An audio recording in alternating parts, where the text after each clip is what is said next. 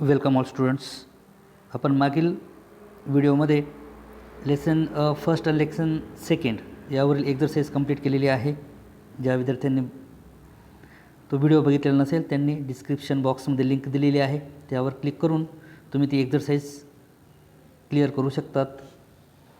आता आपण बघणार आहोत lesson number 3 chemical reactions and equations यावरील एक्झरसाइज बघणार आहोत. बघा, फर्स्ट क्वेश्चन दिलेला आहे ते choose the correct option from the bracket and explain the statement giving reason. या ठिकाणी ब्रॅकेटमध्ये तुम्हाला ऑप्शन्स देण्यात आलेले आहेत आणि खाली क्वेश्चन दिलेला आहे. To prevent rusting a layer of dash dash metal is applied on iron sheet. First question आहे तुम्हाला, to prevent rusting a layer of dash dash metal is applied on iron sheet. त्याचा answer आहे to prevent rusting a layer of zinc metal is applied on iron sheets. Okay, zinc metal use केला जातो iron शीट्सवर.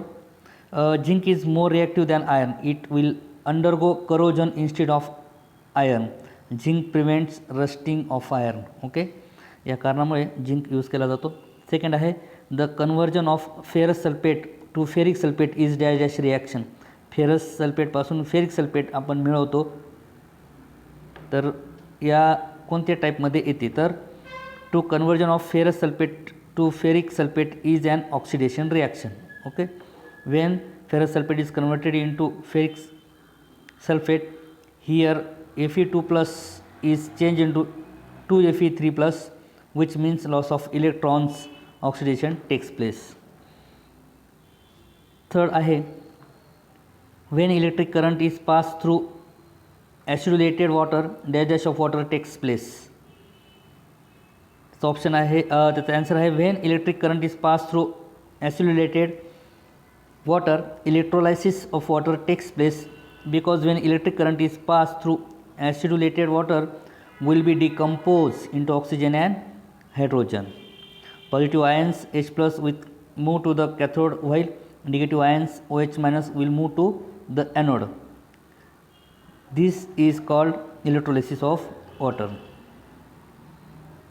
D. Addition of an aqueous solution of zinc sulfate to an aqueous solution of beryllium chloride is an example of dash dash reaction. The answer आहे addition of an aqueous solution of zinc sulfate to an aqueous solution of barium chloride is an example of double displacement reaction.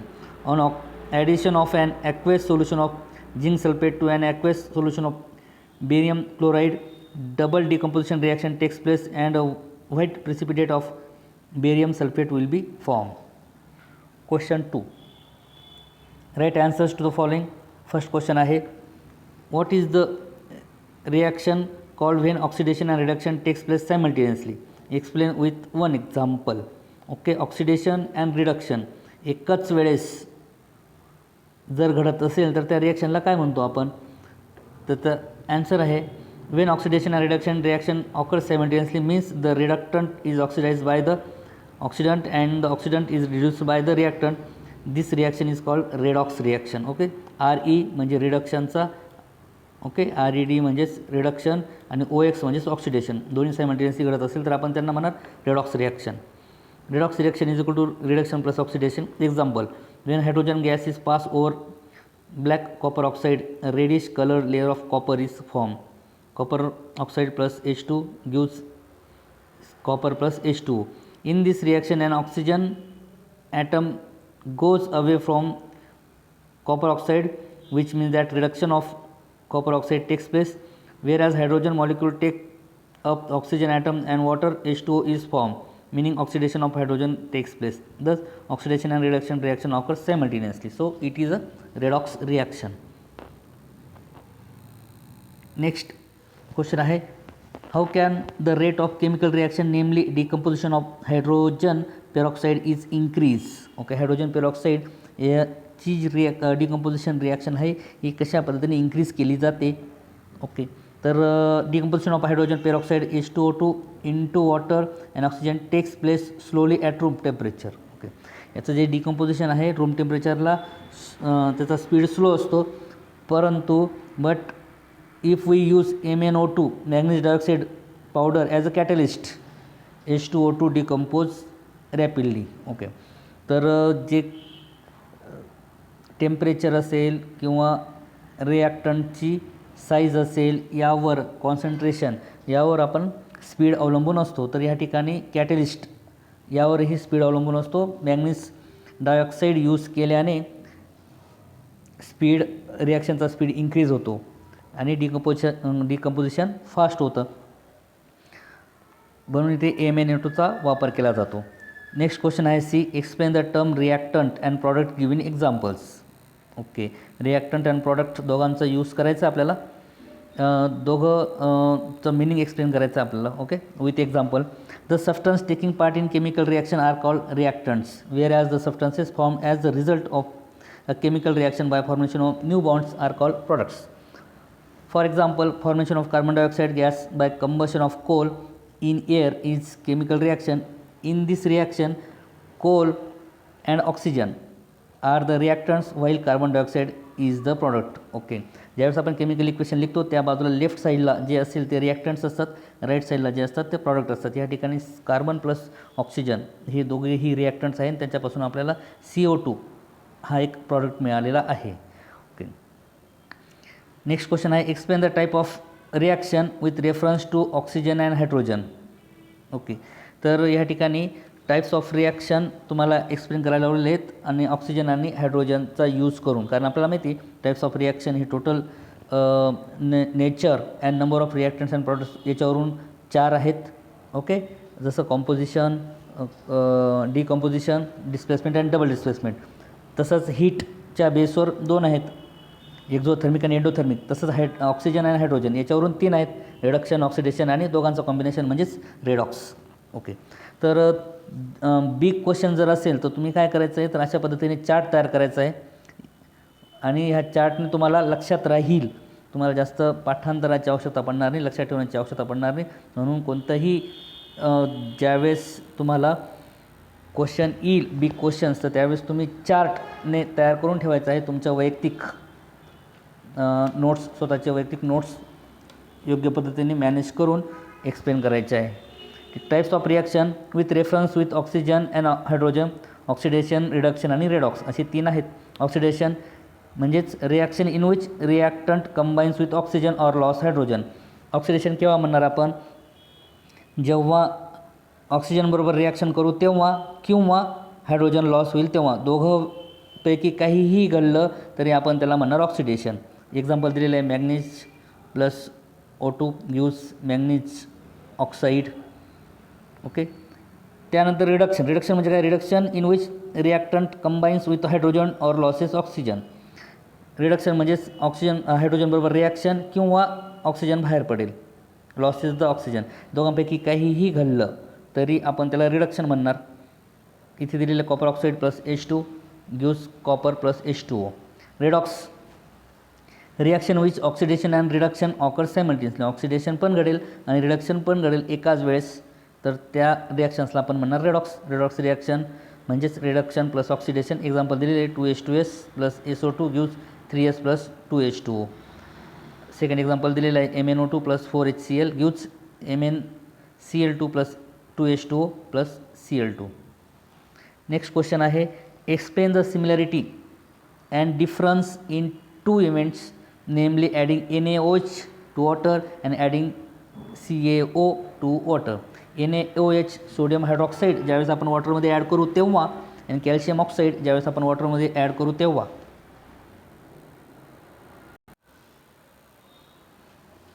Sodium hydroxide आणि calcium oxide जर आपण वॉटरमध्ये add केल्यावर काय घडेल, दोघं रिॲक्शनमध्ये similarity काय आहे ती विचारलेली आहे आपल्याला. जर डिफरन्स असेल तर ती पण, आणि सिमिलरिटी असेल ती पण तुम्हाला एक्सप्लेन करायची आहे. ॲन्सर दिले बघा, both NaOH and calcium oxide CaO dissolve separately in water, म्हणजे दोघंही पाण्यामध्ये मिक्स होतात. NaOH dissolve release heat. NaOH ज्यावेळेस सोडियम हायड्रॉक्साईड ज्यावेळेस आपण पाण्यामध्ये टाकतो त्यावेळेस हीट बाहेर पडते. This reaction is called exothermic. Okay, heat बाहेर पडल्यामुळे त्याला एक्झोथर्मिक म्हणणार. Calcium oxide dissolves with large amount of heat is evolved. Okay, त्यामध्ये ही हीट बाहेर पडणार आणि this reaction is also called exothermic. He reaction जी आहे तीसुद्धा एक्झोथर्मिक आहे. Both reactions are combination reaction. Okay, दोघंही कॉम्बिनेशन रिॲक्शन आहे. ॲक्वेस सोल्युशन मिळणार दोघांचं आपल्याला. खाली एक्झाम्पल दिले बघा, NaOH plus H2O gives NaOH, aqueous plus heat, आणि calcium oxide plus H2O gives CaOH. Okay, CaOH2, इथे 2 पाहिजे, आणि ते पण ॲक्वेस सोल्युशन आणि प्लस हीट. ओके, हे अपूर्ण राहिले ते कंप्लीट करून घ्या या ठिकाणी. त्यानंतर क्वेश्चन थर्ड आहे, explain the following terms with examples. तर टर्म्स दिलेले आहेत, म्हणजे तुम्हाला नोट्स लिहायचे, शॉर्ट नोट्स. फर्स्ट दिलेले endothermic reaction. It is a type of reaction on the basis of heat is absorbed and given away. Okay, the reaction in which heat from outside is absorbed during some physical changes is called as endothermic reaction. ज्यावेळेस आपण heat बाहेरून देऊ रिॲक्शनला, त्यावेळेस त्या रिॲक्शनला म्हणतो आपण endothermic reaction. Example, melting of ice, dissolution of potassium nitrate in water. यावेळेस जर आपण बाहेरून हीट दिली जाते त्यावेळेसच हे रिॲक्शन्स घडतात. बी नेक्स्ट आहे combination reaction. When 2 or more reactants combine in a reaction to form a single product, it is called as combination reaction. 2 किंवा more than 2 reactants combines together to get single product, म्हणजे एकच product मिळणार, तर त्यावेळेस आपण त्या रिॲक्शनला म्हणणार combination reaction. Example first दिलेले आहे, ammonia NH3 plus hydrochloric acid HCl gives NH4Cl, ammonium chloride. Okay, ammonium आणि हायड्रोक्लोरिक ॲसिड असे 2 रिॲक्टंट्स आहेत, त्यांच्यापासून आपल्याला एकच प्रॉडक्ट मिळालं, अमोनियम क्लोराईड. त्याच पद्धतीने मॅग्नेशियम आणि ऑक्साईड हे 2 रिॲक्टंट्स आहेत, त्यापासून तुम्हाला एकच प्रॉडक्ट मिळाला, तो म्हणजेच magnesium oxide. If the number of atoms of element in the reactant is same as the number of atoms in the product, such equation is called as balance equation. Okay, next तुम्हाला पुढचा आहे balance equation. या विषयावर तुम्हाला notes लिहायचे आहेत. तर balance equation म्हणजे काय, if the number of atoms of an elements in the reactants. Okay, इलेमेंटचे नंबर ऑफ ॲटम्स जे असतील रिॲक्टंट्समध्ये तेवढेच is same as the number of atoms in the product, such equation is called as balance equation. तेव्हा आपण काय म्हणणार, तर इक्वेशन काय आहे, बॅलन्स आहे. There are some rules and steps to balance the equation. काही रूल्स आणि स्टेप्स आहेत इक्वेशन बॅलन्स करण्यासाठी. The chemical equation is balance step by step using trial and error method. तर केमिकल इक्वेशन बॅलन्स करायचं असेल तर steps use केले जातात, trial and error method use केली जाते. एक बॅलन्स इक्वेशन कशा पद्धतीने असेल, तर एक्झाम्पल दिलेले बघा, 2 NaOH plus H2SO4 gives Na2SO4 plus 2H2O. तर या ठिकाणी तुम्ही रिॲक्टंट्स अँड प्रॉडक्ट्स एक चार्ट बनवून त्या ठिकाणी नंबर ऑफ ॲटम्स तुम्ही सोडियमचे किती, ऑक्सिजनचे किती, हायड्रोजनचे किती, रिॲक्टंटमध्ये किती आणि प्रॉडक्टमध्ये किती, आणि ते दोन्ही बॅलन्स आहेत असं तुम्ही शो करू शकतात. पुढचा आहे displacement reaction. The reaction in which the place of the reaction in which the place of the ion of a less reactive element in a compound is taken by another more reactive element by formation of its own ions is called displacement reaction. Copper sulfate aqueous solution plus Fe solid gives FeSO4 plus copper. CuSO4 plus Pb gives PbSO4 lead sulphate plus copper. Fourth question आहे give scientific reasons. पुढचा question आहे scientific रिझनचा. First दिलेला आहे तुम्हाला, when the gas form on heating limestone is pass through freshly prepared lime water, the lime water turns milky. तर turn milky का होतं, कोणत्या कारणामुळे, तर तुम्हाला रिझन विचारलेलं आहे. Limestone is made up of calcium carbonate. Okay, lime water is made up of calcium hydroxide. Okay, when calcium carbonate is heated carbon dioxide is evolved. Okay, carbon dioxide तयार होईल ज्यावेळेस कॅल्शियम कार्बोनेट तुम्ही heat कराल त्यावेळेस. Wien carbon dioxide, आता जो तयार झालेला कार्बन डायऑक्साईड आहे तो, Wien carbon dioxide is pass through lime water the carbon dioxide reacts with calcium hydroxide. Actually आपण गॅस पास करतो याचा अर्थ कोण, तर कार्बन डायऑक्साईड पास करतो आणि त्याचं कॅल्शियम हायड्रोक्साईड बरोबर रिॲक्शन होते to form calcium carbonate which is white precipitate. आणि काय तयार होईल, CO2 पास केल्यामुळे तर कॅल्शियम कार्बोनेट तयार होईल आणि तो white precipitate. Then lime water turns milky as there is a formation of calcium carbonate. म्हणून तर water turns milky, white colour येतो कॅल्शियम कार्बोनेटमुळे. नेक्स्ट सायंटिफिक रिझन आहे it takes time for pieces of Shahabadi tile to disappears in HCl but its powder disappears rapidly. Okay, तर शहाबादीचे जे टाईल्सचे जे pieces आहेत बिग साईजमधले ते HClमध्ये त्याच्यापेक्षा पावडर जी असेल ती डिसअपियर लगेच होईल. ओके, म्हणजे साईज मॅटर करेल या ठिकाणी. तर ॲन्सर आहे बघा, we know that rate of chemical reaction is depends on many factors. Okay, त्याच्यामध्ये कोणकोणते फॅक्टर्स आहेत मग? साईज ऑफ द रिॲक्टंट्स आले, त्याच्यानंतर टेम्परेचर आलं, त्याच्यानंतर कॅटलिस्ट आलं, त्याच्यानंतर प्रेशर आला. ओके, त्याच्यानंतर कॉन्सन्ट्रेशन आलं. हे सगळे घटक आहेत की ज्याच्यामुळे आपण स्पीड वाढतो. तर ह्या ठिकाणी one of them is size of reactant. तर त्यांच्यामध्ये साईज ऑफ रिॲक्टंट हे एक कारण आहे रिॲक्शनचा स्पीड वाढण्याचा. ओके, तर smaller the size of the reactants higher is the rate of reaction. जर साईज पावडर साईज असेल तर रिॲक्टंटची तर स्पीड काय असेल? हाय स्पीड किंवा स्पीड इन्क्रीज होईल.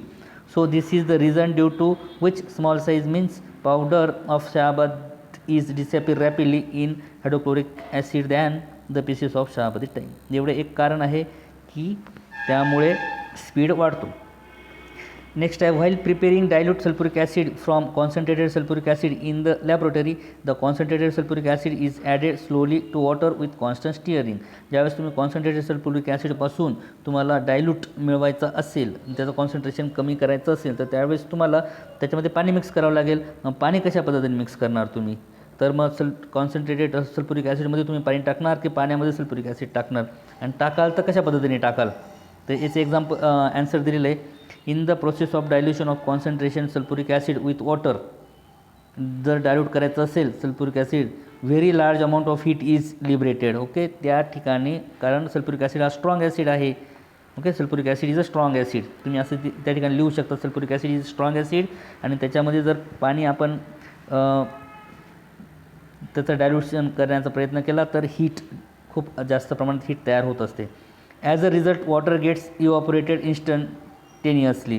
त्यामुळे हीट तयार होत असल्यामुळे वॉटर लगेच त्याचं काय होईल? इव्हॅपोरेशन होईल. If it is poured into the concentrated sulphuric acid.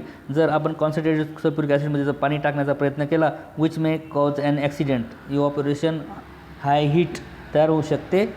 आणि concentrated sulphuric acid is dangerous for skin. Okay, skin लगेच जळून जाते. To avoid this required amount of water is taken in a glass container. Okay, तर तुम्हाला पहिले पाणी घ्यावे लागेल जेवढं आवश्यक आहे तेवढं. And small quantity of concentrated sulphuric acid is at a time added with काही थेंबाने थोडं सल्फ्युरिक ॲसिड टाकून, आणि मग तो तुम्हाला स्टिअरिंग करावं लागेल, ढवळावं लागेल. And therefore only a small amount of heat is liberated at a time. म्हणून त्यावेळेस आहे तर एकदम कमी प्रमाणात हीट तयार होईल आणि ॲक्सिडेंट होणार नाही. नेक्स्ट आहे, it is recommended to use air tight container for storing oil for long time. Okay, storing oil आपल्याला माहिती आहे, ऑइल जर आहे तर त्याला रॅन्सिडिटी ही प्रॉपर्टी आहे, म्हणजे खौटपणा येतो, त्याला खराब होऊन जातो कालांतराने. जर ओपन असेल तर त्याचं ऑक्सिडेशन होतं हवेमध्ये ऑक्सिजनबरोबर, आणि त्याच्यामुळे आपला ते एअर टाईट ज्या ठिकाणी ऑक्सिजन पोचणार नाही अशा पद्धतीने ते स्टोरिंगसाठी यूज करतो आपण. तर ॲन्सर काय दिलं आहे बघा, when we use old leftover cooking oil for making foodstuff, it is found to have foul odor called rancidity. Okay, खराब किंवा खौट लागेल अशा पद्धतीने त्याला आपण काय म्हणतो तर rancidity. when oil or ghee is left aside for a long time or fried food is left aside for a long time, it undergoes air oxidation.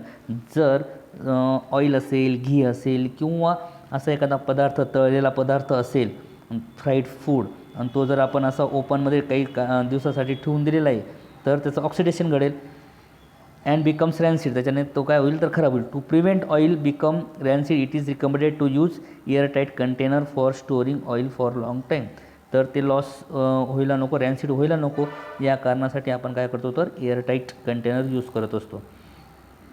Next question म्हटलं आहे, observe the following picture and write down the chemical reaction with explanation. Okay, तर खाली picture दिलेलं आहे, त्याच्यावरून तुम्हाला chemical reaction लिहायची. तर या ठिकाणी दिलेले बघा, वॉटर ड्रॉप, ॲनोड, आयर्न, नंतर कॅथोड, कलेक्टेड रस्ट, ओके. तर इथे जे गंजणे आहे तर ते कशा पद्धतीने प्रोसेस घडते, आयर्नचं करोजन. तर ती इथे दिलेली आहे. Fe is oxidise to Fe2+ in the anode region. Fe gives Fe2+ 2 electrons release होतील. O2 is reduce to form water in the cathode region. O2 + 4H plus 4 electrons gives 2H2O liquid. When Fe2+ ions migrate from the anode region, then react with water and further get oxidized to form Fe3+ ions.